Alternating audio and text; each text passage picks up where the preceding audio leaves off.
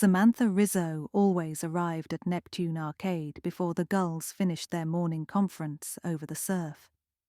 While most of Seaside Heights was still shaking sand from its sneakers, she lifted the corrugated metal gate, let the briny air flow inside, and flipped on the breaker. Rows of cabinets blinked to life, like friendly robots waking from an overnight nap. The smell of ozone, sun-bleached wood, and yesterday's popcorn clung to everything, and that was exactly how Sam liked it. Cozy, familiar, hers. She made her rounds with a clipboard, check token hoppers, wipe salt spray from screens, empty the skee-ball gutters. When she reached the corner where Sea Serpent, a 1972 electromechanical pinball game, sat wedged between air raid and street hoops, the back glass gave its usual split-second flicker. Sea Serpent was temperamental but popular, the kind of machine old-timers bragged about mastering and teenage vacationers called retro cool. Sam leaned in to log yesterday's top score and noticed two things. First, someone had obliterated the previous high with a tidy 458,780, impressive for a machine that rarely saw 300k. Second, a neon green sticky note was tucked between the score reels. The number 458,180 written again, this time underlined twice. She peeled the note free, puzzled. Nobody scribbled reminders on her machines unless they wanted a scolding. She stuffed the paper in her pocket, finished inspections, and unlocked the glass doors facing the boardwalk. Summer had the place buzzing by noon. Kids in flip-flops darted between cabinets. Their parents lingered near the prize counter, eyeing plush turtles with the resigned faces of people who knew they'd end up carrying the turtle all day. By mid-afternoon, Sam had forgotten the sticky note, until Leo Garcia, a local high school senior with a talent for flippers, shouted, "New record, Ms. Rizzo." He pointed at Sea Serpent, which now displayed 462,300. Sam handed him the gold star stickers she used in lieu of a digital leaderboard. But when she tried to tape the star beside his name, the machine emitted a muffled click below the coin door, like a latch freeing. She knelt, nudged the metal panel, and it creaked open an inch before jamming. Strange. The panel was part of Sea Serpent's original carpentry, a drawer she'd never managed to budge. She pushed harder. Nothing. Leo shrugged it off. Old wood, right? And wandered to a light gun shooter. Sam stared at the slightly ajar panel, brain tingling. Something had released that latch. Was it Leo's score? Or specifically the earlier The Notes score? Her imagination cartwheeled, secret mods from a previous owner, buried treasure of tokens, maybe a stash of antique scorecards worth a fortune to collectors. She was still pondering when Detective Carla Napoli strode in, sunglasses perched atop a sun-bleached ponytail. Carla and Sam had grown up 3 doors apart, threading the same cotton candy pink childhood into separate adult tapestries. Carla flashed her badge in a joking salute. "Got a minute? I'm canvassing." Sam wiped her palms on her shorts. "Sure, what's up?" Boardwalk security reported a batch of counterfeit ride tickets. Booth scanners aren't catching them. They're printed on the same stock. I'm talking thousands. Carla's voice turned low. "We think someone's distributing them in bulk. Tourists redeem them, operators lose revenue, town eats the deficit." Sam whistled. "You have leads?" "Not yet. Keep your eyes open." After closing, Sam returned to Sea Serpent, armed with her master key ring and a flashlight. She set the glass aside, lifted the playfield, and peeked at the wiring. Nothing looked altered, no hidden solenoids or relay hacks. She lowered the field, reset the machine, and began a deliberate game. She wasn't as slick as Leo, but muscle memory from years of slow Tuesdays guided her. Points racked up, 200k, 300k, 400k. When she nudged past 450k, her pulse quickened. 456,000, 457,900. One well-timed upper right flipper shot sent the silver ball careening through the serpent's mouth, awarding a 1,000-point bonus. The score reel snapped to 458,900, overshooting the mysterious figure by 120 points. Click. The drawer below popped wider than it had for Leo, hinging forward enough to catch a moonbeam from the window. Sam crouched, wedged her fingers beside the coin return, and eased it open. Inside lay a single manila envelope, thick as a deli sandwich. She poked it. Not tokens. Tickets. Eye-poppingly bright tickets bearing the Neptune logo, identical to the legit ones sold 2 kiosks down the boardwalk. She pulled one under the flashlight.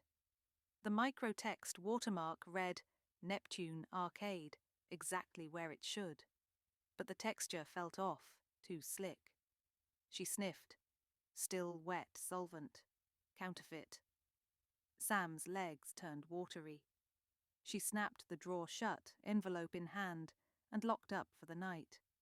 Seagulls screeched outside like gossiping neighbours. Next morning, Carla met her at a picnic table behind an abandoned mini-golf castle. Sam laid out the envelope's contents, about 500 tickets, flawless to an untrained eye. Carla ran a portable UV lamp across them.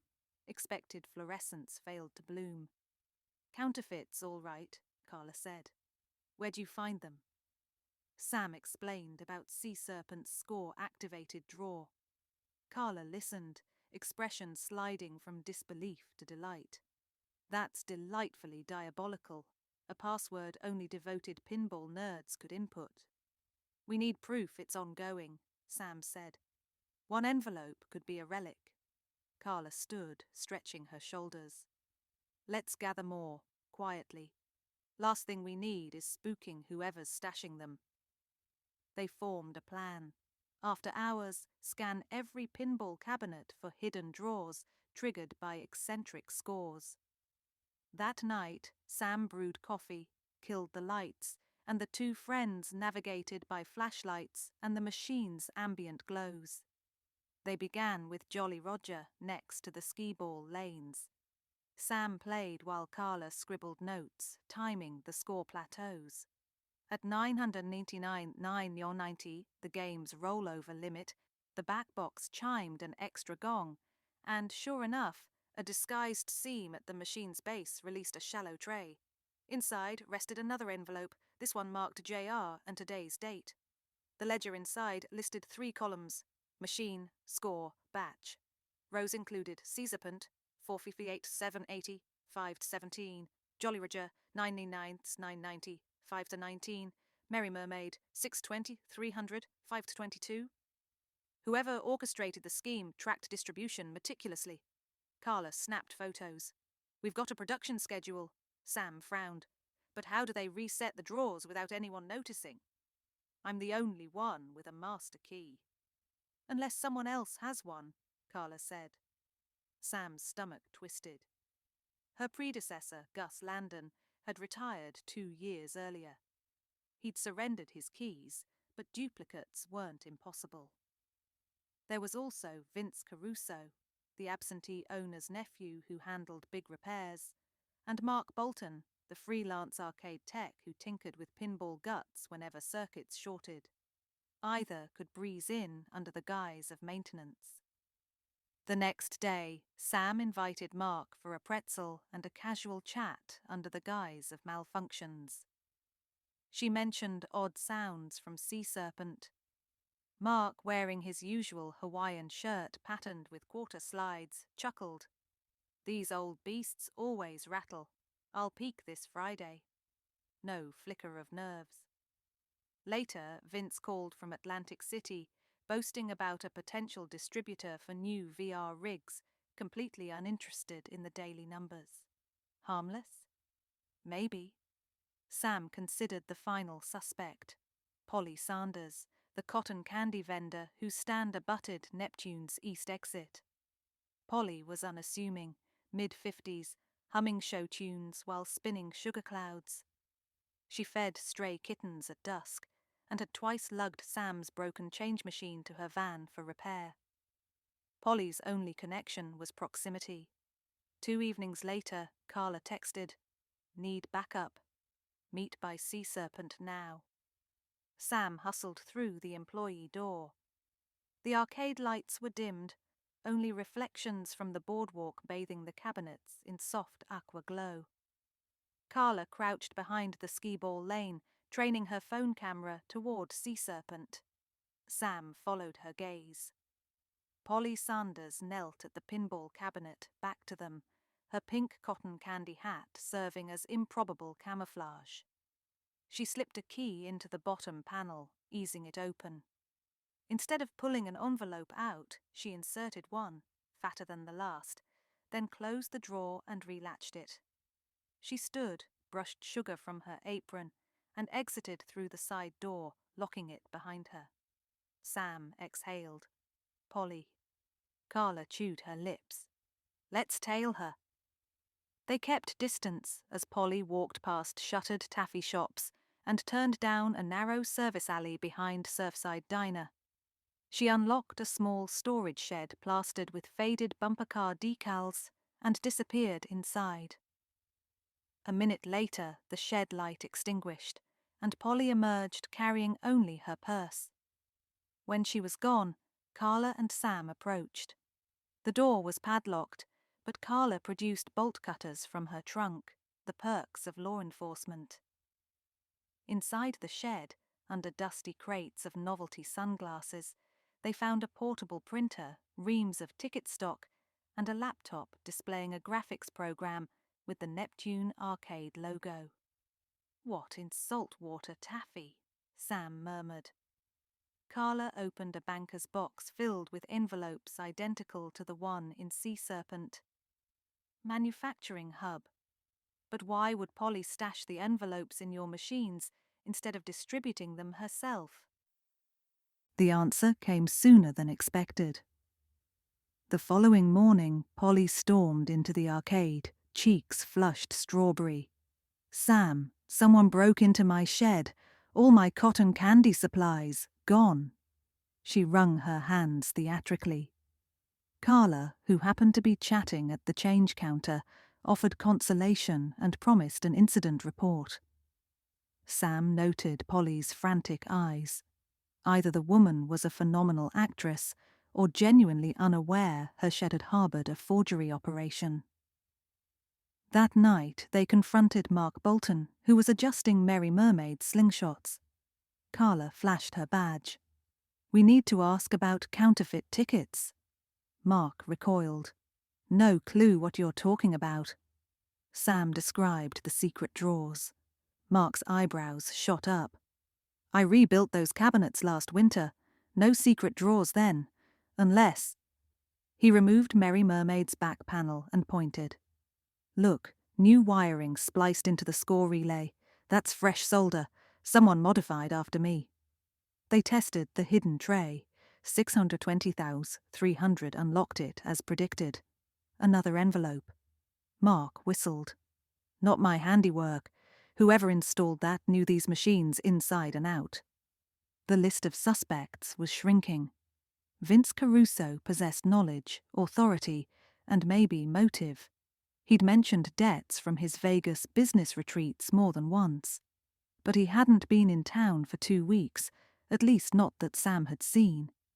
Carla devised a sting. Neptune Arcade would host a Pinball Palooza, a one-night tournament advertised across the Jersey Shore. Big crowds, bigger cash pool, perfect cover. Sam groaned. Organizing an event on 3 days' notice sounded like juggling firecrackers. But she agreed, especially because the grand prize would be a suitcase of legitimate Boardwalk tickets, the counterfeiter's perfect lure. The evening arrived with the theatre of a carnival. Neon banners fluttered, local radio blasted Springsteen, and every pinball cabinet chimed like cathedral bells. Sam kept vigilant near Sea Serpent, while Carla blended into the crowd in plain clothes. players lined up, trying to register qualifying scores. Leo Garcia smashed 460k again, but the draw remained sealed because Sam had disconnected the catch. It wouldn't open until she reattached a hidden magnet. At 9:47 p.m., Sam noticed Vince Caruso slip in through the maintenance door, wearing a hoodie despite the humid night. He scanned the room, then beelined toward the staff hallway. Sam tailed him to the breaker closet used for spare parts. Vince tapped on the door twice, and Polly emerged. They spoke in hushed tones, exchanging a padded envelope. Sam stilled her breath. Polly hissed, "We can't keep stockpiling. Someone broke into the shed." "Which is why we're moving product tonight," Vince answered. "That tournament prize. People redeem tickets tomorrow. Our fakes blend in, we wash half the ride revenue. Easy." Polly crossed her arms. Sam might suspect. "Sam's busy playing hostess," Vince scoffed. Sam ducked back, adrenaline pulsing. So Polly was an accomplice, but Vince orchestrated distribution. Carla needed confirmation. Sam texted, "Now, supply closet." Carla appeared seconds later, brandishing a warrant. She snapped cuffs on Polly before the woman's cotton candy hat hit the floor. Vince bolted, dodging Cyclone Racer and darting out the rear exit. Sam sprinted after him. Years of hefting coin buckets had toned her legs. She gained ground as the boardwalk planks thundered under their feet. Vince veered into the pier's closed aquarium exhibit, only to find the gate padlocked. He whirled, breath ragged. Sam blocked the exit, chest heaving. "Game over, Vince!" He glanced toward the dark ocean, calculating a jump. Then Carla's voice cut through the night. "Seaside PD, on the ground!" Vince sagged, wrists raised. Salt wind whipped his hoodie drawstrings as officers cuffed him. Back inside Neptune Arcade, Carla interviewed Polly, who melted under pressure. She claimed Vince approached her last fall, promising a slice of marketing profits if she let him use her unused storage shed. She'd thought it was harmless swag printing until the day she glimpsed a counterfeit ticket stack. By then, she was in too deep, pocketing hundreds weekly for slipping envelopes into pinball drawers during her sugar deliveries. Vince, a pinball prodigy in college, had concocted the score trigger mechanism to keep product hidden without physical keys, just skill knowledge. With both suspects arrested, Sam and Carla spent the next dawn emptying drawers, catalogues, and machines. They destroyed 12,000 fake tickets, enough to bankrupt half the pier had they flooded the system. Town officials lauded the bust.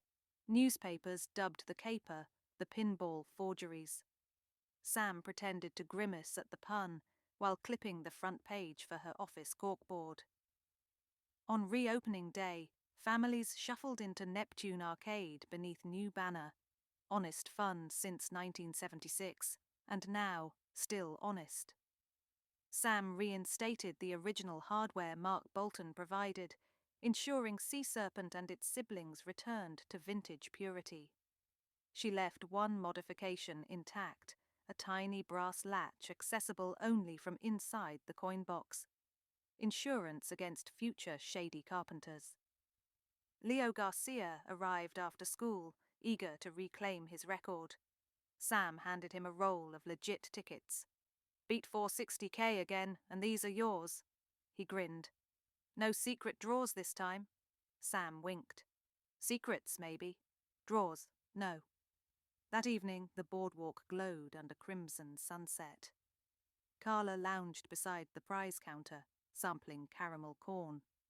"So," she said, "ever think about a career in investigative work?" "Only if there's beachfront property and unlimited quarters," Sam replied. Carla raised her bag of corn in salute. "You've earned it." A fresh surge of vacationers stepped through the doors. laughter swirling over surf and sirens. Somewhere among the cacophony, sea serpents' bells chimed, bright and innocent, as the silver ball began another journey. The arcade smelled of popcorn and possibility, and for the first time in weeks Sam breathed easy, certain no secret drawer would open without her say-so, and that was exactly how she liked it.